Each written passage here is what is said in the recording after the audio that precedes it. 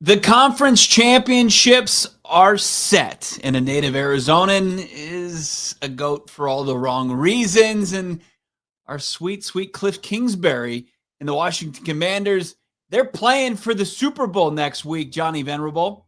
Yeah, was Saturday a bad day for Kyler Murray? We're talking that and more. PHNX Cardinals After Dark starts now.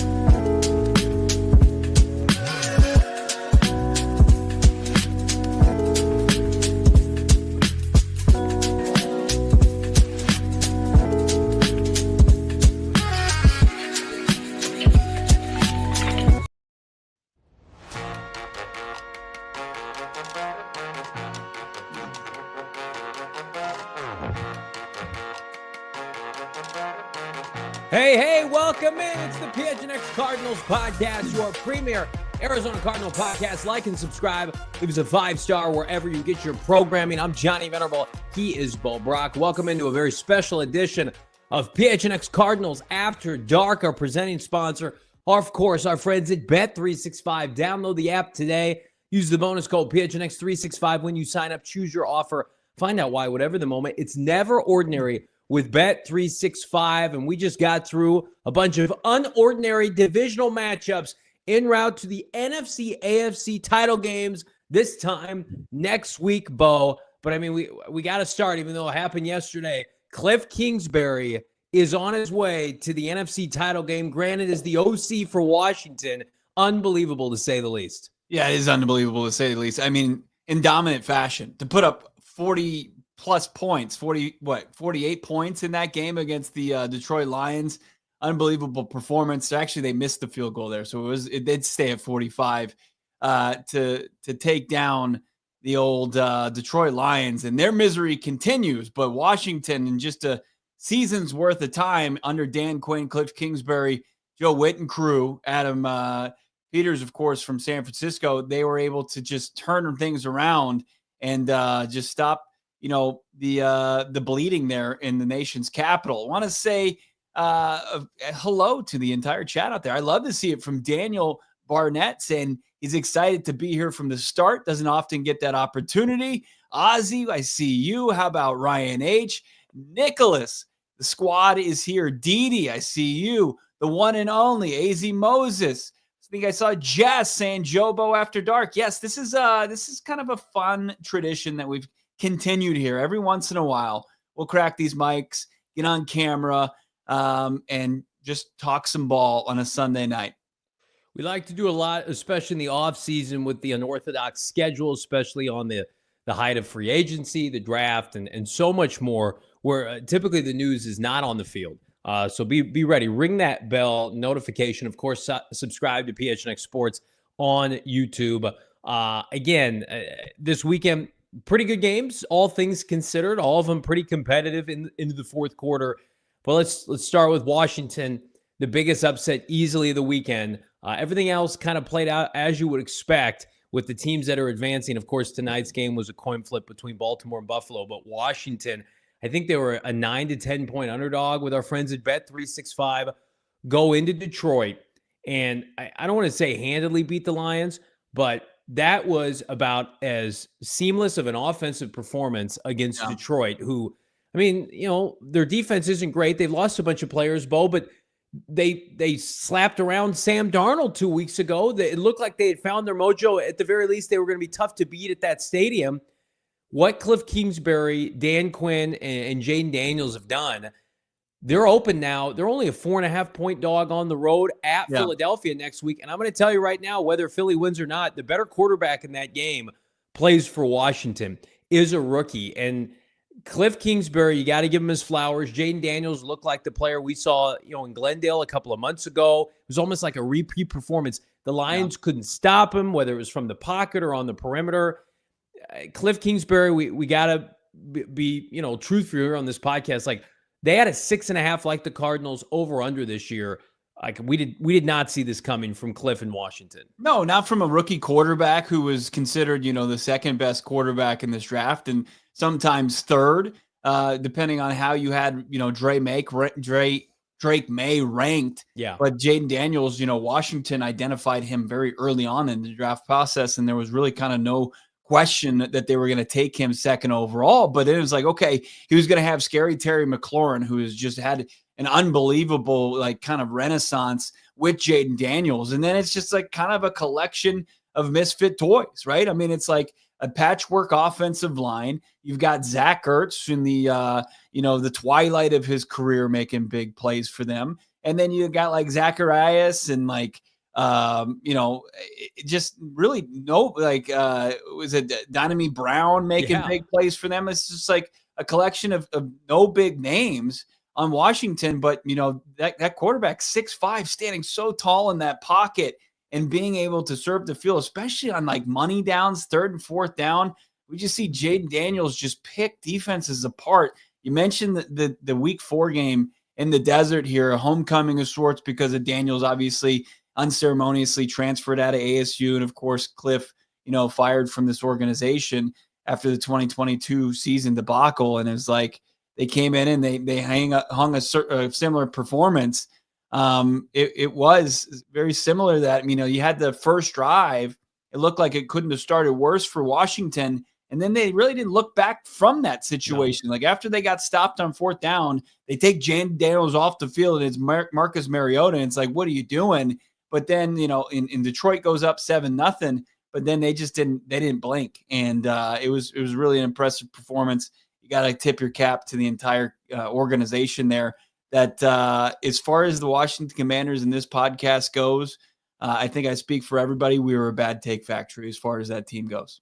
Here comes Zach with receipts. I love this, by the way. I'm here for this pettiness and this energy. Is the Commanders roster still horrific? Did Kliff fall off in November and December, like you said? Is he still a college QB? We were talking so much smack after week 3. Hail to the Commanders. Absolutely. And we're here to eat that crow. Listen, the Commanders probably are one of the most likable teams remaining in the postseason. I think we can say that. I'm not going to cheer for Philadelphia next week and Nick Sirianni, the high school coach, and the Chiefs dynasty. Producer Damon can't stomach the Buffalo Bills. Probably now with Detroit out of it, Washington's the easiest team to root for. And I think we need to be fair. It's time to be fair to Kliff Kingsbury. And we got plenty of time to break down these games and talk about the ramifications. And we put it in the cold opener. I don't think Saturday clearly wasn't an indictment of Kyler Murray and the Arizona Cardinals, but I don't think it was good for them. I don't think that it helps the optics of what this franchise has done, what has transpired. Because, say what you want about Steve Keim, his exit wasn't great, fall from grace. Kliff handled everything well to the end. Michael Bidwell even said as much in that press conference. Bo, you were there, I'll never forget. It's like Kliff Kingsbury. I'm a Kliff Kingsbury fan, professionalism. He really kind of jumped on the grenade at the end when Keim was a no-show and Kyler Murray was gone with a torn ACL. I have immense amount of respect for Kliff Kingsbury, and has grown exponentially since this season has started, this playoff run has started. They were not the fraudulent Denver Broncos that won 9 games with a faux schedule. They won 12 games and now are 2-0 in the postseason, and they're on the cusp of winning the NFC. Jaden Daniels could be the first rookie quarterback ever to start a Super Bowl. Wow. And I just feel like right now, the Kyler Murray doubt, if you were on the fence before, I get it. Kliff's not the head coach, and that's a big, big factor here. But watching what Kliff has done post-Cardinals offensively, and then the fallout was so prominent between he and Kyler Murray, and now Kyler Murray is the last man standing, and the Cardinals don't get over the hump this year, and we're having conversations in November and December. Is the guy? It's not good optics. And again, he's got a chance to hopefully change that narrative once and for all in 2025. But until then, man, Kliff Kingsbury is winning this war post-Cardinal firing. There's no doubt about it. Yeah, absolutely. I think he went about it the correct way. Kind of when we were sitting there on Radio Row, pretty soon after he was fired, in a guy who has great sources for Kliff Kingsbury, probably Kliff Kingsbury, Jordan Schultz sitting there and talking, that he's gone to Taiwan, and he's going to take some time, and he's going to get a crack at the Houston Texans OC position, and people were sniffing around like, does he have any interest? And he turns down really any opportunity, maybe never even really got a true opportunity to come back into the NFL ranks, but becomes this offensive analyst for the top quarterback that was considered generational going into that college season. And Caleb Williams worked with Lincoln Riley. He said he kind of tried to self-scout himself, learn from his mistakes in his first, NFL head coaching stint, and then, gets this chance with Dan Quinn in this organization under new ownership and a new general manager that was just looking to kind of get back on track. And they just caught lightning in a bottle all across the board. And, we poke fun of it. Absolutely. Kliff, dating back to his Texas Tech days, couldn't win late in the season. He just couldn't. Stats are out there. We all know them, right? And then this season, they have the hot start. They come into the AZ. They beat the absolute, just crush the Cardinals. And then, next thing you know, they get the Hail Mary to beat the Bears. But then they kind of stumble a little bit, lose 3 straight, and you're like, oh, here we go again. Mm-hmm. But then once December hit, they haven't lost since. They haven't lost the game since, December 1st, they just started a win streak that they've continued here, now riding into the NFC Championship game. And, I'm not sitting here and giving all the credit to Kliff Kingsbury. I'm enamored. I'm blown away by Jaden Daniels, his development, his growth.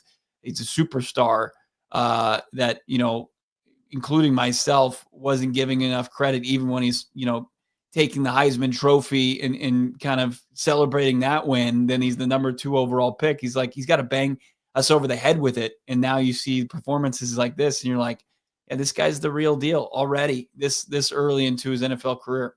And it's like, fair or not, like, who is the other quarterback that Kliff has worked with at the pro level? It's Kyler Murray. So you're going to do comparisons there. It's what they have done in Washington this year.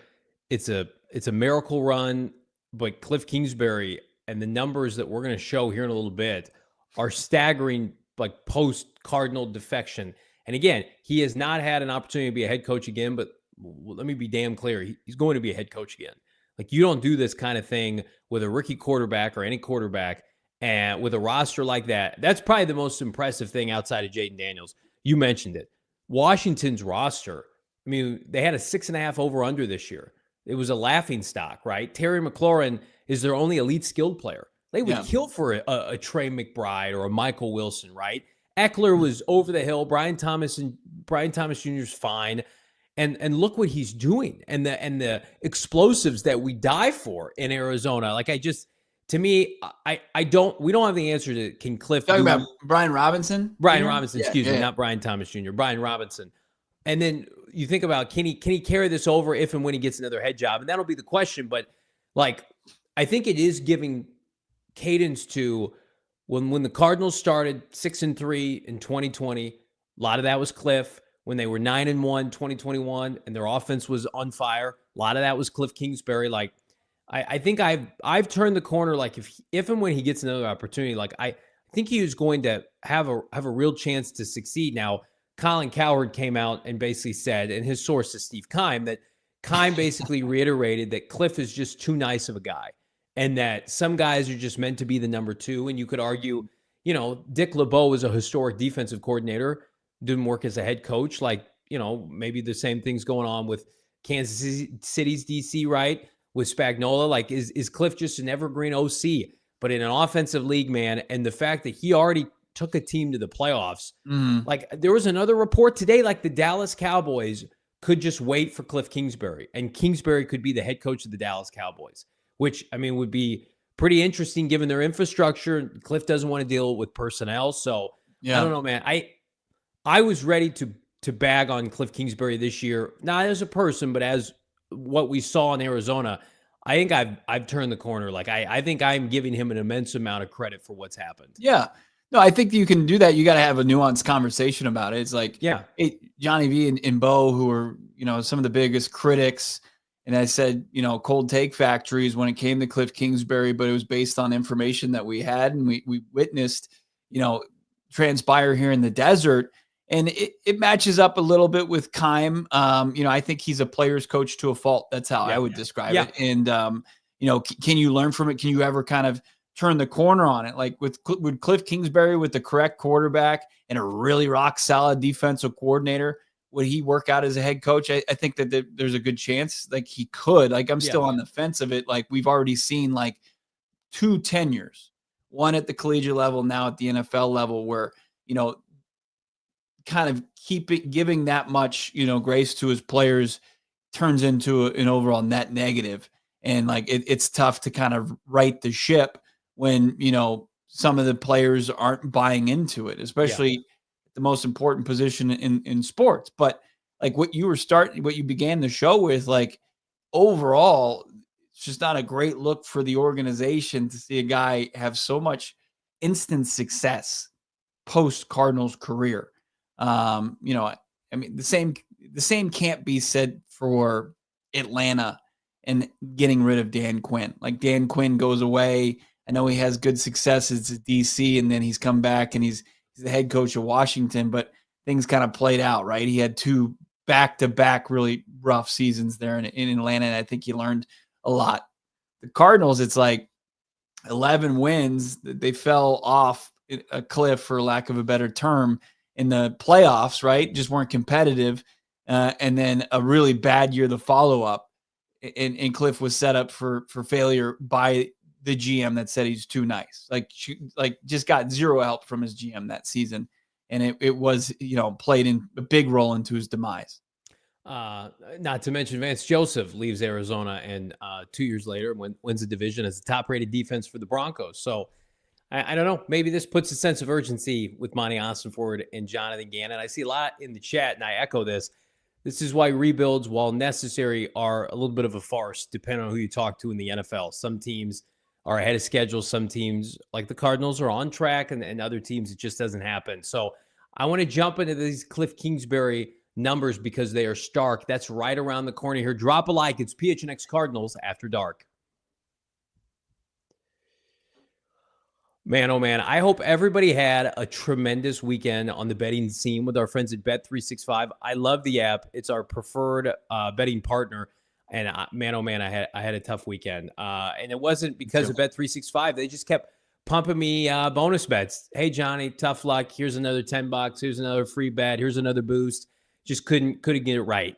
I'd have 3 out of 4 legs of my parlay hit, and then James Cook getting all of his touchdowns, thwarted by Josh Allen, and Isaiah Likely gets it done, but I can't hit on the Ravens money line. It's tough. Times are tough, but now with our friends at Bet365, because as I mentioned, they keep you in the game with 90 million users worldwide. The bonus code PHNX365 is how you sign up. They've got the widest range, does Bet365, of games and markets available. And again, if you're like, well, football's about to end, how about the Natty? Tomorrow, the College Football National Championship, Ohio State, Notre Dame.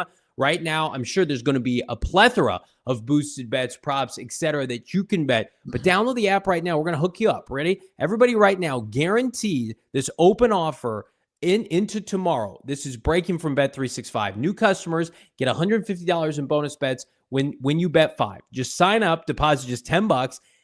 Place a $5 bet on whatever you want. It can be minus 500 for $150. That's called the Damon Dawg special. In those bonus bets, you're going to get $150 immediately deposited, ready to rock and roll. But you got to be 21 years and older. You got to be physically located here in the great state of Arizona. If you were someone you know has a gambling problem, wants help, call 1-800-NEXT-STEP. Text NEXT STEP to 53342 or visit problemgambling.az.gov, Bo, for more info. One of the 2 hosts of this show cashed his hold or fold the line. The other didn't. So just a little update there as far as Bet365. I was close. Give me credit. Yeah, that's great. Congratulations on the close loss there. Look, we're a couple weeks away from the big game, right? Verizon's bringing the Super Bowl experience to the desert. We missed out on it, once the Carolina Panthers upset the Cardinals. Feels like forever ago, but that wound is still fresh. Super Bowl chances they're gone. But now Verizon's giving you a chance to go celebrate the big game at State Farm Stadium, the Verizon Super Bowl Fan Fest, where they're going to be celebrating in every NFL city right here in Glendale, Arizona. That's what's going down. Thanks to our friends over at Verizon. February 9th, the Great Lawn, State Farm Stadium. You're going to mingle with local NFL legends, including our Arizona host, the Humble Rumble himself. David Johnson's going to be there, as well as food from the Valley's chef's own Stacey Weber. Tour the locker room. Try your hand at some football challenges, lawn games, and more. It's the largest simultaneous Super Bowl party ever. It's free for Verizon customers like myself. Switch to Verizon at your local Verizon store. Grab tickets and get all the details. VerizonFanFest.com. Everybody drop a like on this video. We got almost 500 people watching here on a Sunday, Cards After Dark. We appreciate all of you. Should Cardinal fans be a little bit more appreciative of Kliff Kingsbury? Kingsbury, of course, fired at the end of 2022. Cardinals then, of course, hired Jonathan Gannon, who I think has done an admirable job, continues to do good things. What about Kliff Kingsbury? Hasn't been a head coach, but Damon, Dawg, let's see the graphic. Here is Kliff, our guy Kliff Bar, since being fired by the Arizona Cardinals. So he goes to USC. Wasn't their offensive coordinator, but he was basically the assistant head coach, senior offensive analyst, right, for Caleb Williams. That USC team was underachieved. They had natty expectations, but it wasn't for the offense. The offense put up 42 points per game. Now he had Lincoln Riley and Caleb Williams, and it's just a bevy of talent. So a lot of people thought, okay, kind of dip your toe back in. Remember, a lot of people were like, he's ruining Caleb. Look at all the mistakes. It's like, no, their defense was atrocious, Bo. But then, I mean, this year's been impressive, but then when you look at the numbers, it's like, good Lord, 28 points per game during the regular season with that offense, that infrastructure. I think it was top 5. It was in the NFL during the regular season. And then I believe, fresh off the divisional round, Washington leads the postseason in points per game with 34. Of course, they're 2-0. And again, like I wouldn't disparage anybody if they picked, Jaden, Kliff and company to beat Philadelphia on the road. Like, think about if somebody said that to you, that Kliff Kingsbury and Jaden Daniels had a chance to go to the Super Bowl after watching Kliff fall apart at the end of his career with the Cardinals and Jaden Daniels as a freshman, Frosh, play at ASU in that bowl game where he looked atrocious. I mean, it just shows you atmosphere, environment, it dictates everything. Yeah, for sure. And yeah, no doubt about it. The culture is huge. Kliff's 2 best seasons running the show here in Arizona was like just over 25 points per game in 2020. That was a team that just missed out on the postseason. They finished 8-8 that year. That was before they moved to a 17-game schedule. And then, of course, the next year, they start out 7-0. They're 10-2. They're 11-6 on that season and backed their way into the postseason. But that team scored over 26 points per game. A lot. About 5-6 points better. 3 points better than this year's season team finished. He's been able to put up some pretty prolific numbers offensively. And this season has been his finest. And I think it's because he's been coupled with, at the pro level, a guy that can really kind of run his offense at the level he wants it to be run at. I mean, Jaden Daniels is just, I think we're witnessing one of the greatest rookie performances, if not of all time. Yeah. He's the greatest rookie quarterback ever. Right? That's insane. That's crazy. Can't even be disputed. It's undisputable. He, like, the way he looks when he's like poised in the pocket. Listen, like, we're Kyler Murray fans on this show. We're supporters of him long term. But I have to preface that every time I give a criticism, but it's like, it's what everybody wants Kyler Murray to be. Even keeled, not emotional, upbeat. You've got people jarring at him from Detroit, and he's just standing there with a smile on his face. I mean, he's pretty cutthroat mercenary out there. I mean, he went on the road. He beat Baker Mayfield. He went on the road and beat Jared Goff. He's easily the best quarterback left in the NFC. Like Jalen Hurts, he's on a stacked team. He looked atrocious today. He tried everything in his power to lose that game. Was bailed out by his defense and Jalen Carter. But, I mean, like, if you told me they won, was pretty good too. Yeah, for sure. But if you told me Washington won next week, like, it wouldn't surprise me. I thought, like, Matthew Stafford had every opportunity to win that game today. Like, Sean McVay, of course, we knew would coach circles around Sirianni, but I don't know. Like you are correct. It's the greatest rookie quarterback season of all time. I don't even think it's disputable. Who's even comparable? And I think part of it too is when you're grading on a curve, that roster, go up and down that roster. It's why I thought they were going to be atrocious this year. Terry is elite. He's an elite receiver, and Jaden is elite. Their offensive line's okay. It's solid. But the rest of their skill players, I mean, like, we're begging for a third receiver here of note, or I am. Cardinals have multiple tight ends, backs, wide receivers, a plus offensive line. We couldn't dream of a game like that where it's just like score every drive necessary. It's great to see if you're a Washington fan, but it does make you sad as a Cardinal fan because, I mean, I know they're different in terms of their physical stature. That's what Kyler Murray was supposed to look like this time of year. Kyler Murray was supposed to be that dynamic, out of the pocket, in the pocket threat. And I just feel like sometimes watching that, certainly, how do you not think of maybe that time has passed? Certainly that time has passed for him to be that kind of quarterback early in his career. Now it's just, can he get to a Jared Goff level? That's what I was thinking watching that yesterday. Yeah, I mean, Daniels has a really good ability. Like he has the escape ability, right? Yeah. Obviously the speed, and set the rookie rush record for a quarterback, breaking RG3's record this season. But he also is very decisive. Like I feel like he knows where he needs to go with the balls in those money downs situations, third and fourth, and will just stand in there and survey. The biggest difference, like when I saw those big time plays that I don't remember seeing during Kliff's tenure in the desert, especially in 2022, when it was like in the red zone, it was in fourth, it was like third or fourth down. Like there wasn't that type of separation. There wasn't that. I mean, and I know like Zach Ertz isn't like getting an immense amount of separation, but it was enough to where those plays on 4th and 2, 4th and 3, 4th and 5, they weren't like just completely like press coverage, like defensive backs strung on the back of these receivers. Like it seemed like they were getting open pretty well. Well, what is that? Is that coaching?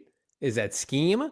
That's what that feels like. I mean, that wasn't a problem in Arizona when Kliff was here. Like when the offense was humming, AJ Green, Christian Kirk, D-Hop, they were open. So if you want to be of the mindset like we got a Petsine problem, we got a Kyler problem, we got a receiver separation problem, just all of the above.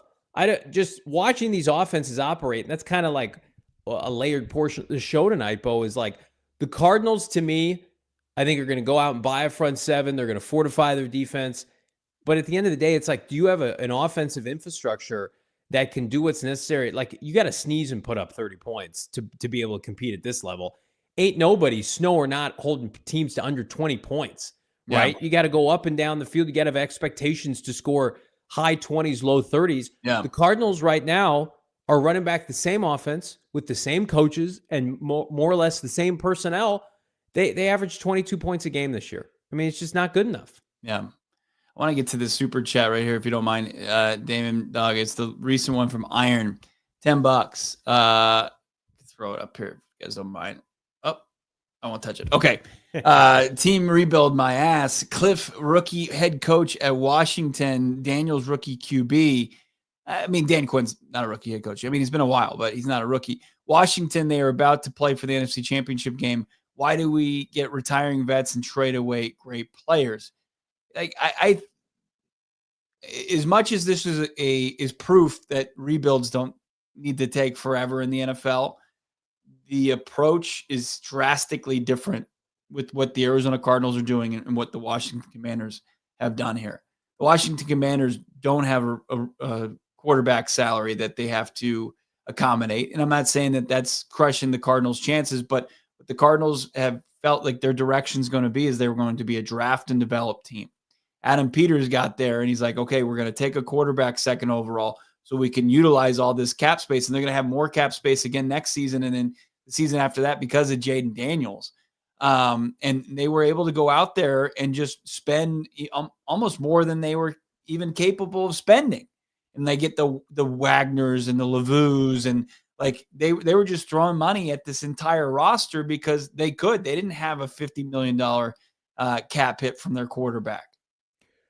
I'm going to preface what I'm about to say with the Cardinals playing a much tougher division. Now, that's not the case this year. Well, maybe it was. Dallas and the Giants were bad. But Washington was real. They won 12 games. They were a real team.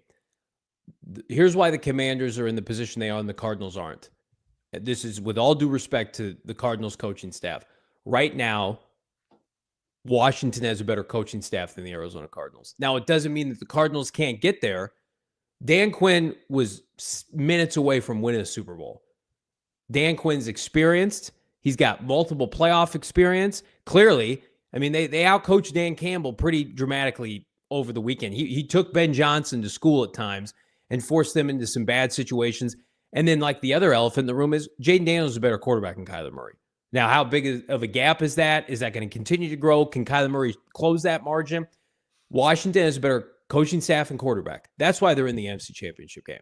The Cardinals this year had average to below average quarterback play post-bye, and then there were limited explosives offensively. I think the defense overachieved, and I think that's a compliment to Nick Rallis and Jonathan Gannon with their defensive background, but the Cardinals didn't have a Kliff Kingsbury coaching their offense, and I say that as an immense compliment. So, the rosters, I think Cardinals have a better roster on paper, like, top to bottom with 2 drafts in mind, minus quarterback. And you just see how dramatically different that is. And then Terry McLaurin is better than anything the Cardinals had at wide receiver this year. And I love Marvin Harrison Jr. and Michael Wilson. So it's going to sound like I'm taking shots at people. It's not, but like, I don't know how you can sit here and be like, Washington boat raced the Cardinals and they won 12 games and they're in the NFC Championship. Like, it shouldn't be a hot take to say they have a better coaching staff and quarterback right now. That's it. Yeah. Which is nuts. I would have never thought that coming into this year. But listen, that's the beauty of the NFL. And I know people are talking about rebuild and this, that, and the other. You're right.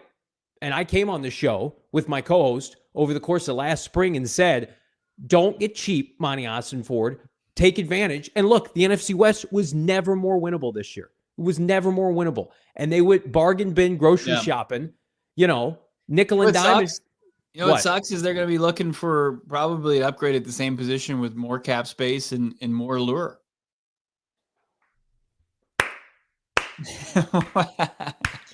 Just as I suspected, trash. Congratulations, you played yourself. It's like it doesn't mean it's a slam dunk. I mean, you could probably, Oh, right tackle, check. Oh, pass rusher, hello. Oh, defensive tackle. I had our guy Brian, who's a diehard member of this community. He messaged me. He's like, I missed the show. Did you guys rip Monti Ossenfort? There's a clip going around. Did you guys take Monti Ossenfort to the woodshed? And I said, I don't think so. I said, we did a show on what he does well. And then we did a segment within that show of where he's fallen short. And that segment was basically free agency. And so, we were critical and we remain critical. And I mean, he's 6 weeks away. I watched Josh Sweat play football today. I'm going to tell you what right now, Bo. I like Josh Sweat. He's not solving their issues at pass rusher. He's a complimentary guy. Does he come with Jalen Carter? I like Josh Sweat, and he's better than what they have. He didn't have a tackle for 2 quarters. He had 1 tackle combined for 6 quarters this postseason. Like, he's a good player, but he's not Jonathan Grenard. Like, they're going to have to get real creative. You want to dive into the Cardinal conversation. To me, it's like, I think if you're in the camp of I watch this weekend's playoff games and I think the Cardinals, the pressure has increased, you are correct. It definitely has. Seeing some people drop some free agent potentials there, and Milton Williams, the defensive lineman for the Philadelphia Eagles, I want to see him come west. But nobody was painting up Josh Sweat as the guy. But also we're not painting up Hassan Reddick as the guy either. I can't believe that there's a clip going around that somebody took from the show that makes us look like we're going in on Monti Ossenfort. I don't know. Hopefully. I mean, listen, I would rather be of the mindset that I get after people than shill fanboy 101 on this podcast. But I think you could both, you play both roles very well. Oh, thank you so much. You're such a sweetheart. Washington was supposed to be ass. They were supposed to be awful. And they had a miracle year, a fairy tale year that hasn't ended yet. And we're sitting here in January, fair or not, every performance by Jaden Daniels and Kliff Kingsbury is for a lot of people, an indictment of Kyler Murray. Like, say people are convinced one way or the other about Michael Bidwell. Put that off to the side. Keim is gone, right? Ossenfort and Gannon are new. Like, this is Kyler Murray versus Kliff Kingsbury. And you could make an argument right now. I was watching a video, fantasy football video with our guys that left PFF. They did their own thing. And they were basically breaking down Marvin Harrison Jr.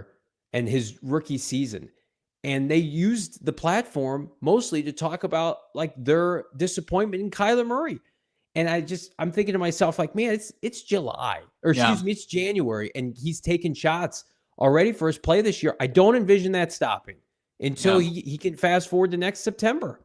You know, as we look at more back to what most of the podcast has been about, like Kliff Kingsbury and the success of Washington. Like, when Kingsbury came to the desert as one of the more like unprecedented rises to an NFL head coaching position, fired from his alma mater, 35-40 at Texas Tech, it was really looked down upon across the league because there were some deserving candidates that were overlooked. And Kliff Kingsbury came to this situation with really no context in the NFL. We've talked about this a lot, right? Like, he never had, like, as far as players, like guys that used to play for him, you know, outside of maybe some former Red Raiders, like Antoine Wesley, like that was it. Like that was it. It was a very shallow well that he could go into from like players that knew him and wanted to come play under him again. But it went for his coaching staff too. Steve Keim built Kliff Kingsbury's coaching staff. He brought in Vance Joseph. You're not being dramatic. That literally is what happened. Yeah, that's what happened. So, like, to your point about the coaching staff in Washington, where you've got a former Super Bowl coaching, a guy that coached his team to the Super Bowl, Anthony Lynn's a former head coach himself, Joe Witt's a guy that spent some time in this league. Like, Kliff Kingsbury didn't have the ability to self-scout his offense. And when things were going poorly, you know, say, hey, well, maybe we need to incorporate this a little bit more, maybe shy away from that a little bit more. Like, I think that the collaboration, you know, and even more emphasizing the point that their coaching staff is probably more well-rounded and mature in NFL years beyond the Cardinals right now, not an indictment on them. I think that is a big difference maker. Yeah, listen, I'm not ready to sit up here and say, like, if and when Kliff gets a job, he's going to be an immediate success. You're absolutely right. One of the biggest indictments of Kliff, couldn't build a staff on his own, didn't have relationships within the NFL. We always talk about how critical those relationships have been for JG, for Bruce Arians.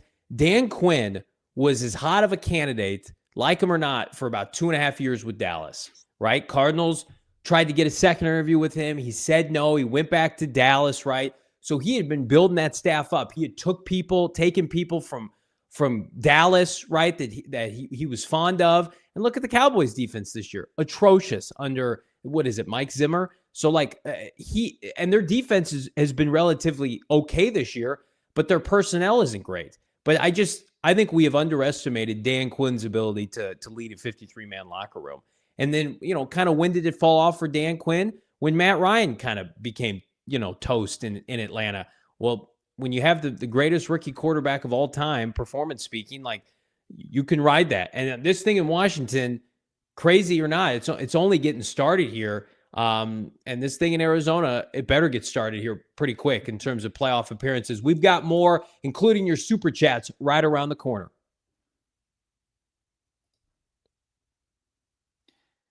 We talking about our friends over at Colt Cannabis and True Leave, Johnny? Hell yeah, we are. Love those guys. Saw True Leave driving around the valley today. Saw them on one of the great billboards out there. They're collaborating with a bunch of people, but Colt Cannabis is the most recent.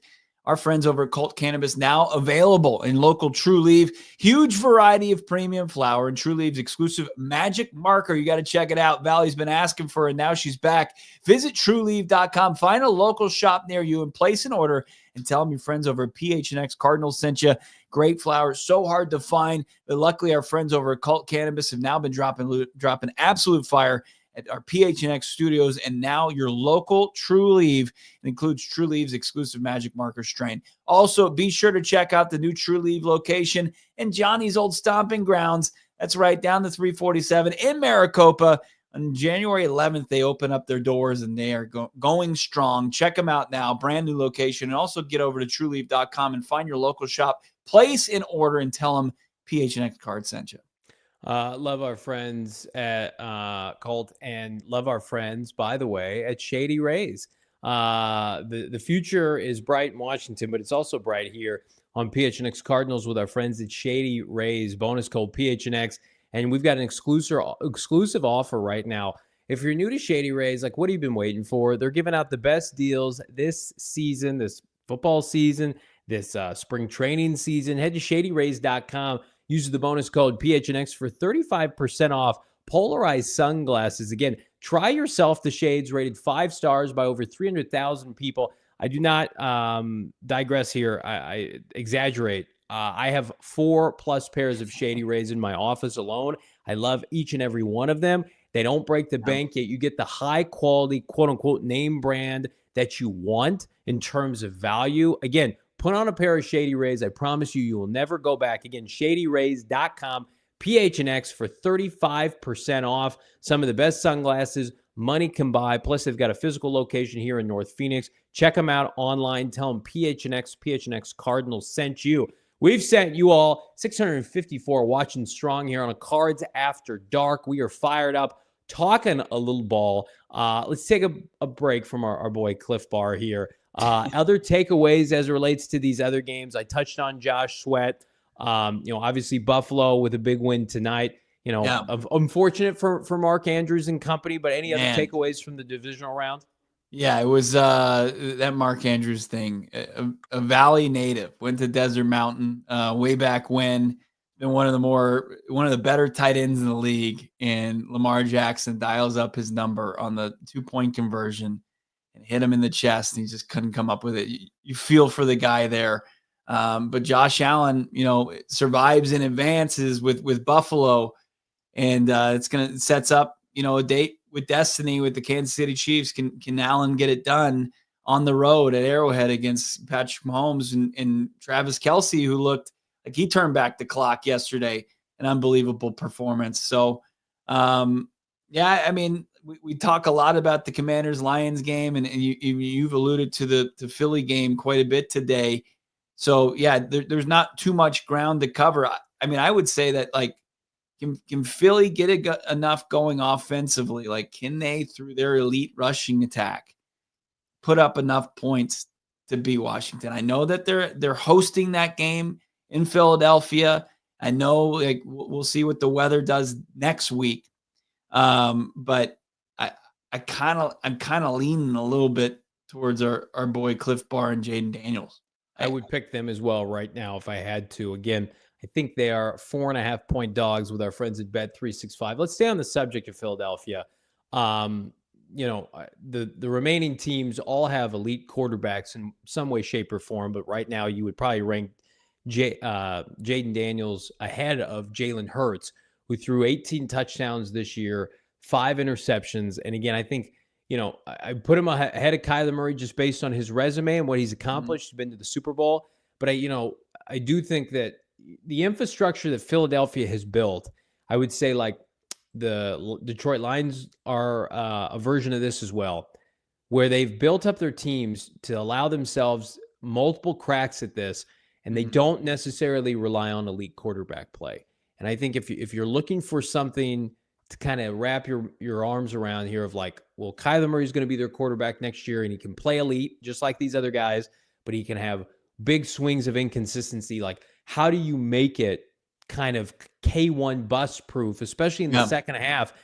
And it's not rocket science. These teams, Philadelphia, and I hate Howie Roseman, they just hit on all of these picks. Detroit with Dave Sears, without Dave Sears, they've hit on these drafts. Jahmyr Gibbs and Laporta and Jalen Carter. I texted you guys. I'd explain to my 9-year-old son why the Cardinals couldn't draft Jalen Carter 2 years ago and why he was available and they passed on him. So I just feel like right now with the Arizona Cardinals where they're at, the best course of action Yes, you can spin big in free agency. Yes, you can add a veteran pass rusher. You got to continue crushing these drafts, and you got to keep the car rolling for Kyler Murray to have success or the player after him to have success at that position. The ability to run the football in Philadelphia is made them kind of Jalen Hurts arm proof, right? But Jalen Hurts had a huge run himself. Like, remember when they got away from Kyler Murray running the football? I mean, those little streaks, slumps, whatever you want to call them, they can't happen. Like, you have to look at the rhythms, the peaks, the valleys, as far as a play caller, as far as a player out there executing the game plan, and make sure that doesn't happen. Like, they play, like Kliff plays to Jaden Daniels' strengths, and he makes him look smart. And then, Jalen Hurts, as far as the run game, and he plays his role great in that, and it doesn't ever go away. Even though he struggles throwing the football, he has now in 2 playoff games, and he did for the most part throughout the season. So, like, if you're going to create that infrastructure, it's not nearly as fun. Like, we still want to see the downfield passing attack heavily incorporated between this year and next year. But I think that Hurts has one of the top offensive lines, one of the best running backs in the league, if not the best running back in the league, and he still has the complement of wide receivers that at some point he can dial up. But I mean, I think that's probably the blueprint right there. But you could pivot a couple of different other directions as well. Do you think Monti Ossenfort looks at the scope of these quarterback playoff appearances and says, we're where we need to be, or we're not close? Because he's watching these games, he's dissecting these rosters. But I'm going to ask you point blank, Bo, does he watch these games, especially the divisional round, like wild card round? Bo Nix is hanging out, slumming around in there. Like, is Monti Ossenfort thinking to himself, like, hey, we can replicate this in Arizona, or man, we're up against it, we need to maybe keep our options open?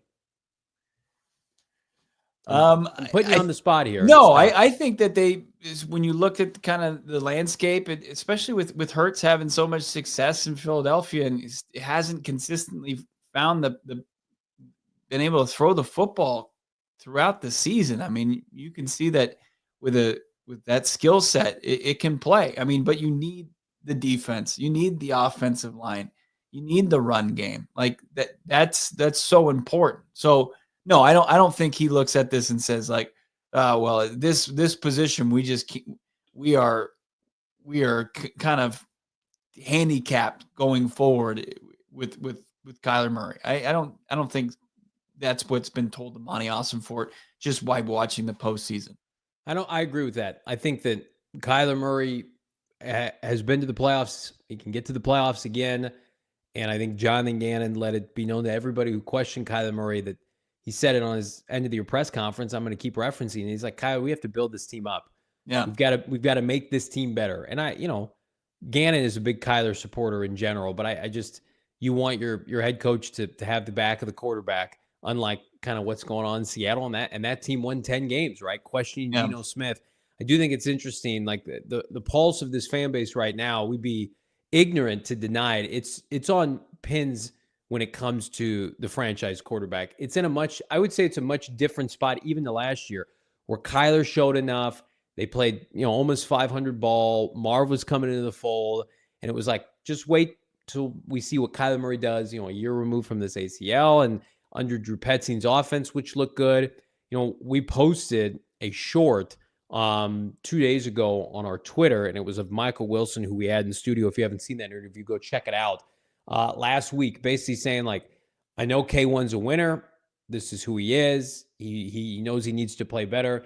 And you would have thought, I mean, we lit, the gas on this fan base and the fuel and the fire that leads them to really question respectfully Kyler Murray's place. Because right now, I mean, of course, Michael Wilson's going to say that. We know he's a big believer in Kyler Murray, but this fan base right now, it's not a breaking point, a boiling point, but man, it's just people don't want to hear any of this. They don't want to hear any talking because they had everything in front of them at 6-4.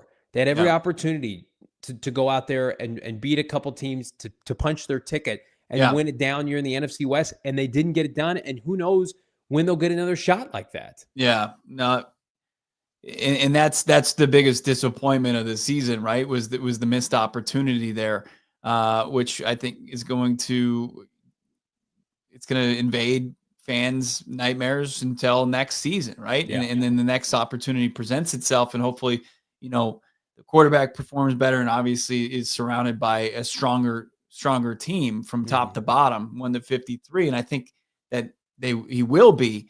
But like, there was the opportunity to be ahead of schedule. Now you're somewhere, pretty much. I think this Cardinals, as far as its rebuild, is on schedule, and but it created a 2025 where Michael Wilson even said this, where all the chips are pushed into the center of the table. And if you can't get the job done and play football into January and into the playoffs, then with this group 3 years into it, then, everybody's going to say collectively, like, what are we doing? Like, changes have to be made, and changes would have to be made at key spots. I don't think he's singling out anybody there, but that's just the reality of all of this. Like, 3 years, regardless of what your timeline was for the rebuild, it's time to win some football games. It's time to really kind of firmly put yourself in the playoff picture. And if that doesn't happen, then I think you can really make some serious decisions on key positions across the board. Coming up, your super chats, plus we pay our respects one final time to the Los Angeles Rams 2024 season. That's coming up.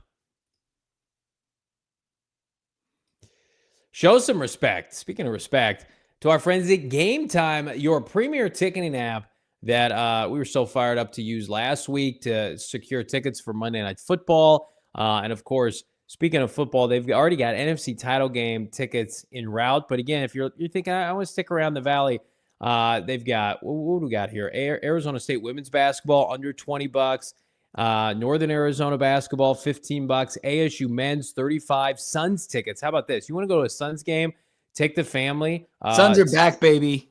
They are back. Single tickets are going to cost you just $18. I'm going to tell you right now, I took my dad to a Lakers Suns game 2 years ago, and I did not pay $18. So, Suns are back, but the prices are lower than ever with our friends at Game Time right now. We're going to hook you up with the bonus code PHNX for $20 off your first purchase. Again, all you got to do, take the guesswork out of buying your tickets, right? They've got tickets for a guaranteed to be delivered on time. And did I mention the lowest price guarantee? They're going to credit you 110% of the difference if you find them cheaper elsewhere. Download the Game Time app today. Create an account. Use the bonus code PHNX for $20 off. Terms and conditions apply. Create an account. And again, PHNX for $20 off. Download Game Time today, Bo. Last minute ticket, lowest price guaranteed. Guaranteed. Also guaranteed time, good time. Gila River Resorts and Casinos is taking you to the next level. And was just down in that area this weekend, and I saw the billboard for their $350,000 Lambo Lux giveaway. The Lamborghini Lux giveaway. Here's how you win, because who wouldn't want to be cruising around the Valley of the Sun in a nice new Lamborghini? Every Friday, January and February, you'll have a chance to win cash, free bonus play, and qualify for the grand final drawing, finale drawing. Weekly drawings. Join us Friday at 7, and exciting drawings going down. And then the grand finale, join them on Saturday, March 1st, Wild Horse Pass, where the one lucky winner will drive away in a Lamborghini. Don't miss your chance. This is an opportunity to experience the thrill of luxury and speed. Visit every Friday for your chance to win big. You do you. Gila Resorts and Casinos, Gila River Resorts and Casinos. Visit playGila.com for more details, and check out the link in the description below. Everybody drop a like on this video. We got 1,000 people watching right now on a Sunday Cards After Dark. You guys want more of these? We'll do more. That's the bottom line. You want us to get gross on a Sunday? How about Championship Sunday next weekend? You tell us in the comments you want another one. You got it. Here we go. Speaking of got it, I've waited many months for this day. I'm never one to get over my skis. Put my foot in my mouth, right? I always take immense caution. I show the utmost respect to not only this fan base, this show, but the opponents of the Arizona Cardinals. And I just want to announce one final time, the LA Rams as you've known them here in Oh. 2024. They are dead. So they first, I don't know if you guys saw this or not, they first died back on September 16th. They were dead at the hands of Marvin Harrison Jr. And then they came back to life, but then also dead back on November 11th. I think they lost to like the Dolphins, one of the grossest games. Dolphins, yeah. Monday Night Damon's Football. Dolphins. That they were dead at that time. Prayers up to them. And then one last time, January 19th. Remember where you were when Matthew Stafford and the LA Rams fell and their season abruptly ended into the grave from fraud Nick Sirianni and company. So again, we pour one out for the Rams this year. Stafford, by the way, at his locker, basically saying he doesn't know if he's coming back next year. Oh, no. Prayers up, Rams. Prayers up. Oh, man. On the wings of an angel. We're going to miss you, Rams. Can we get Stetson Bennett back for a little Rams action? Remember when we were at the playoff game for the Rams way back when? Just it was less than a week ago. And there was a guy in a Stetson Bennett Rams jersey at State Farm Stadium. Did you see that guy? Yeah. That's what a sicko. rough. What an absolute just sicko. Man, I'm glad you find your own personal nightmare is over, and we can finally throw dirt on the Los Angeles Rams this season. It's fantastic. I did pick them a hold the line, so it's a double whammy this week. But yeah, they listen. They were one of the worst teams in the NFL earlier. Weren't they like 1-4? And they looked awful, and all their players were hurt. So listen, you want to talk about like Cardinals leaving the door open? The Rams had a negative point differential. They were not. I contend they were not a good team. They have an elite head coach, and they have at times an elite quarterback, and they have Puka Nacua. And did they ever hit on their first two picks? Like I had a buddy text me tonight. He's like, you know where the Cardinals flubbed up, not going up for Jared Verse. We had it sourced. We were live at, and you guys can blow smoke at this if you want. We were live at Gila, and after they had taken Marv, we were getting texts just like, wait, it's coming. And the Cardinals were attempting to trade up into the teens. Now, it was either going to be for Dallas Turner, Jared Verse, or the D tackle that ended up going to Seattle.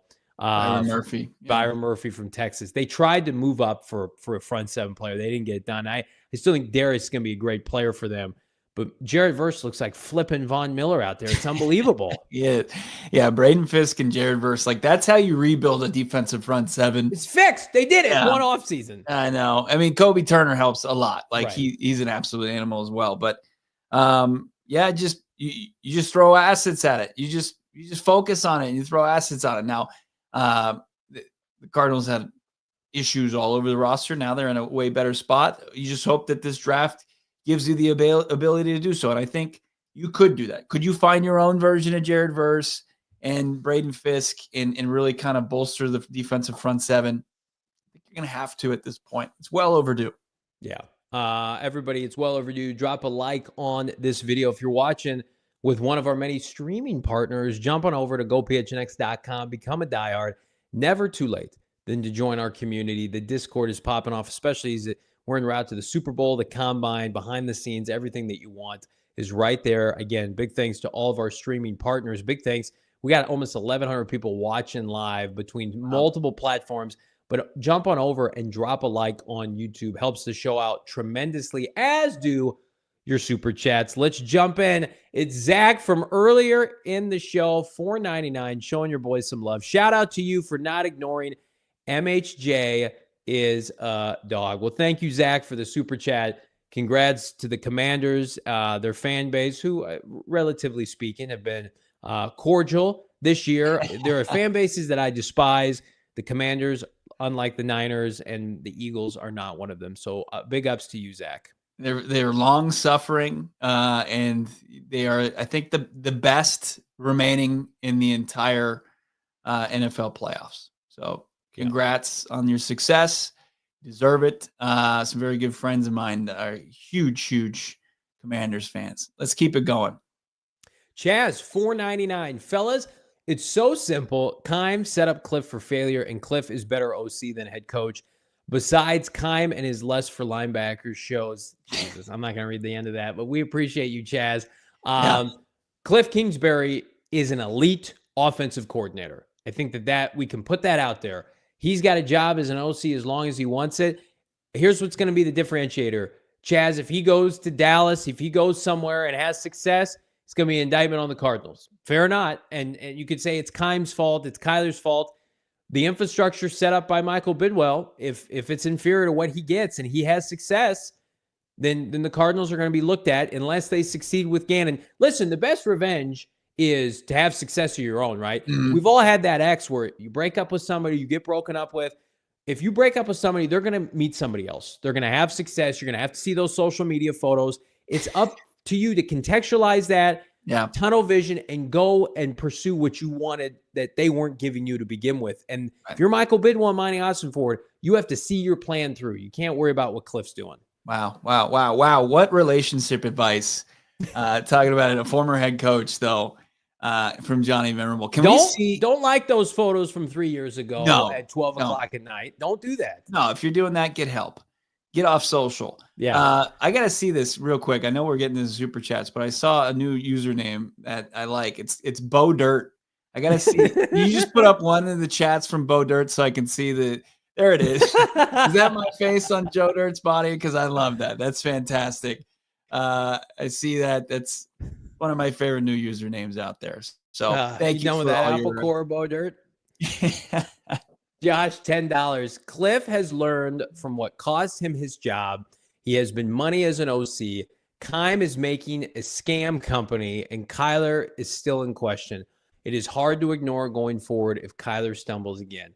If Kyler Murray doesn't win, Josh, and I agree with everything that you said, if Kyler Murray doesn't win, then Kyler Murray is going to be viewed very differently, even to where he is now. Kyler Murray is under the most pressure in his professional career to get it done next year.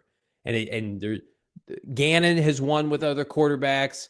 This entire staff is well-respected, Bo. Ossenfort's putting the pieces in place. Cardinals roster is significantly better. It's better than this Washington roster, save for a couple pieces. It's all on number one. And here's the great part is we're going to debate, and then the games are going to happen, and then we're going to have our answer one way or the other. Yeah. See, Angel asking for Kyler restructure. I was looking at that. You could save as much as $22 million restructuring Kyler's contract, but the problem with that is it kicks the can down the road. And this season is actually, I think, the least amount of money that's going to go towards the cap for Kyler Murray. I think it's around $43 million. I don't know if there's really any reason to restructure. They've got more than enough. They've got 68, almost $70 million in effective cap space.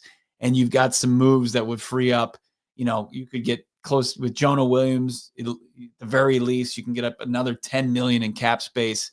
They're not hurting on cap space. So to restructure them for what reason and kick that money towards a later date doesn't make any sense. I think the Cardinals, if they want an option to pivot off of him next offseason, they're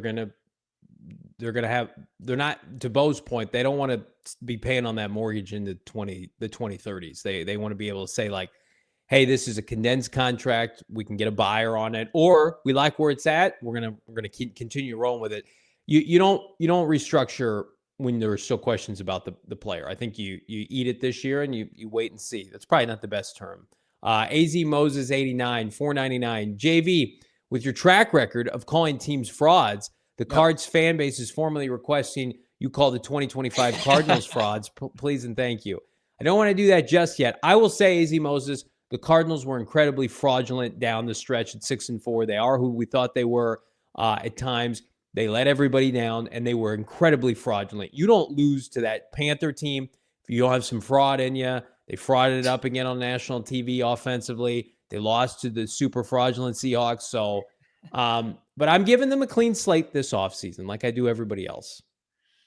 Wow.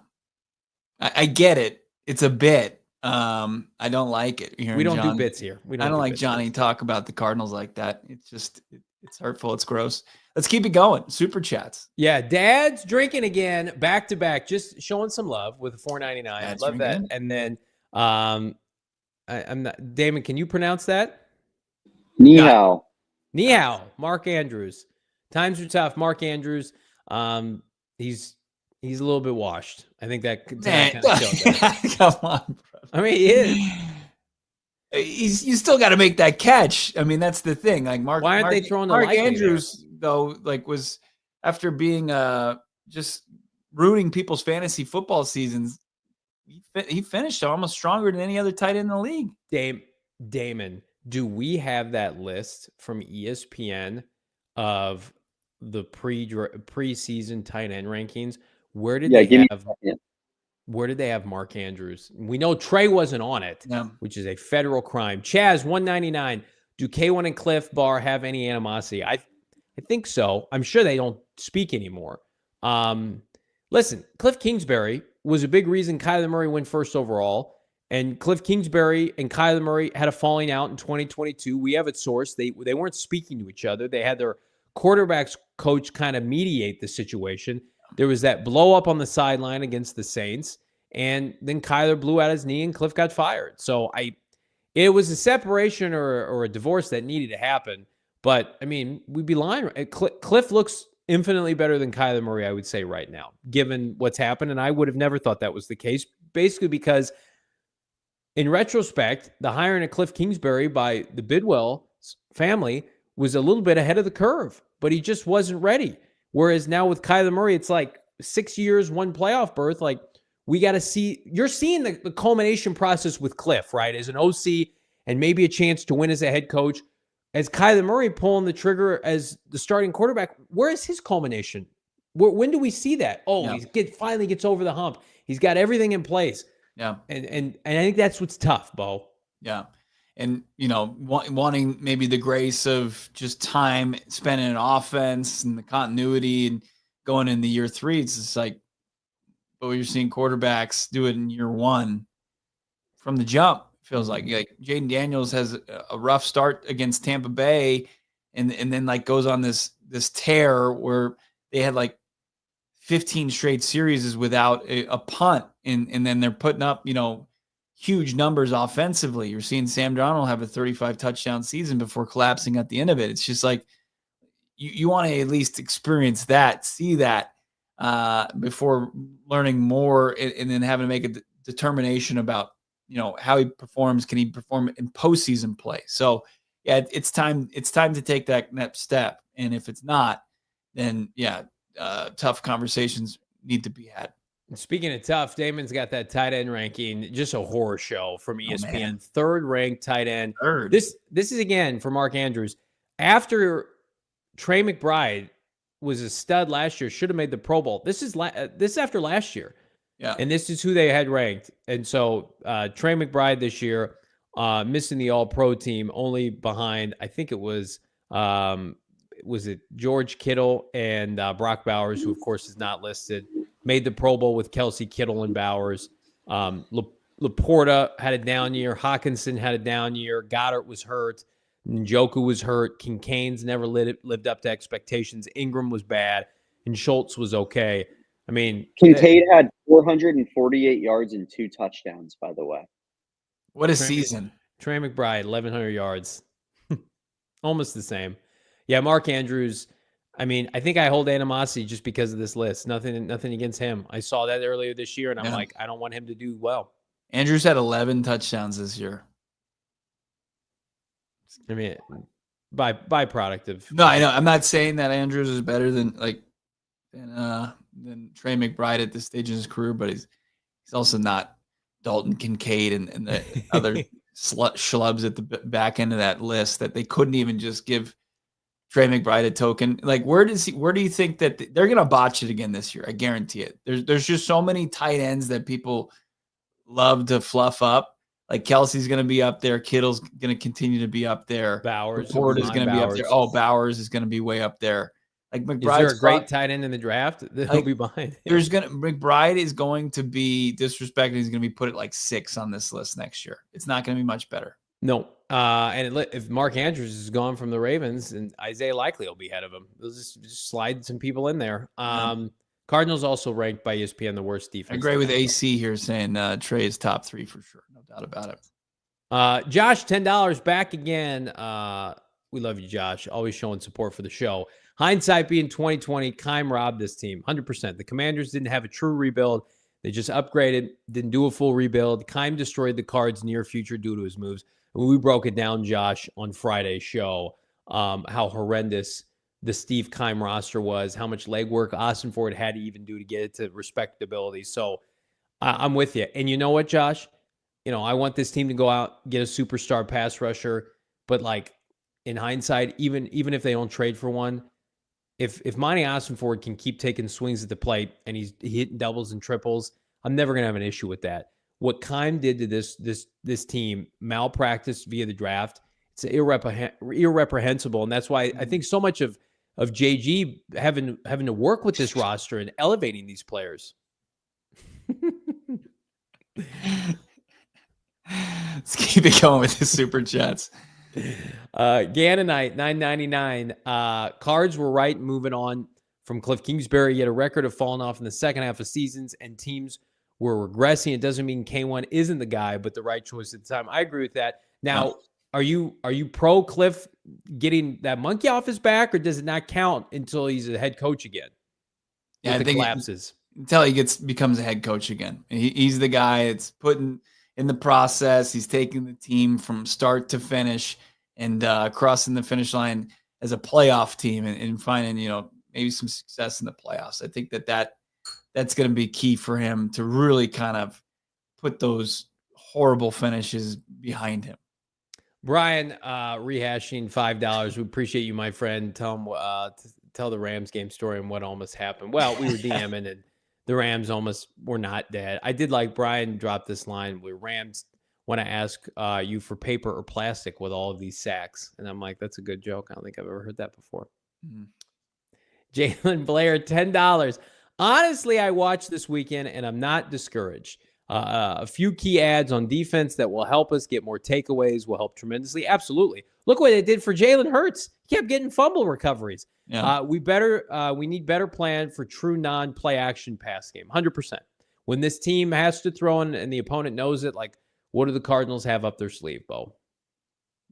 Yeah, I mean, it didn't have anything consistent this year outside of the Miami game. They weren't able to lean on that. They're going to have to in the next season for sure. Keep it going here on the super chats. Josh, $2. Is the Tip Ryman tush push better than or Tip tush push better than Andrews? Basically, Josh is asking what people want to know is Tip Ryman in all his glory as a rookie now a better player than Mark Andrews? Comes down with that ball 100 out of 100 times. No way does he come down with that ball. Versus the guy that had 11 touchdowns. Let me remind everybody, Tip Ryman, as a rookie this year, he was drafted. No, you don't have to do that. This isn't just take pick shots. 82. He was the 82nd pick in the draft. 6 receptions, 37 yards, 6.2 yards per catch. Couldn't even average what his draft status was, 8.2. He's 6. You know what Mark Andrews was drafted? Where? 86th overall. What did Mark Andrews do as a rookie? Did he have more than 37 yards? I would imagine so. What did the Ravens do at tight end? They probably were like, we don't have a tight end. Let's get one. Cardinals had multiple. He had 34 catch, 552 yards, and 3 touchdowns. That's pretty good. Pretty good. Oh, Tip Ryman's got a way to go. Shaft saying, let it go. It will not, or will never get let go. Drop a like on this video. We're fired up, Bo, for a full week of content here on PHNX Cardinals as we inch closer to the Reese's Senior Bowl as well as the Super Bowl and, of course, free agency. And will the Cardinals continue to make tweaks to this roster? They made a couple of futures deals. Will they make changes to their coaching staff? Watkins. We didn't even get to talk about that. Does that fire you up? You like that? What are we putting the over-under as far as Quez Watkins receiving yards next year? 1,025? I would be surprised if he made the roster, would be my guess. All right, so under. I'll just put you down for the under then. Yeah, I'll take the under like I took Tip Ryman's under. I got word we were going to have Solomon Wilcots on the show next week, NFL analyst for CBS Sports. He wanted to jump on the program. And we're also going to be doing our dream off season later this week, which is going to be a fun little exercise where we're just going to go through what the Cardinals need to do, obviously get the roster in shape for free agency, which free agencies they need to go aggressively go after, and then, of course, the draft. And we'll get into all of it. Our sweet little Damon Dawg coming up with that. That's going to be going down later this week. So can't wait to do that. Pod is back tomorrow, Angel. This is a special show because we were Naughty Boys at State Farm Stadium, didn't have a Monday show. We said, let's go live after the divisional round. But you drop us a comment in below, not in the Our chat. Our boss Espo was like, you guys, you want to skip work to go to the playoff game. We're like, nah, we'll do content. He's like, you got to do a show. So this is our make good.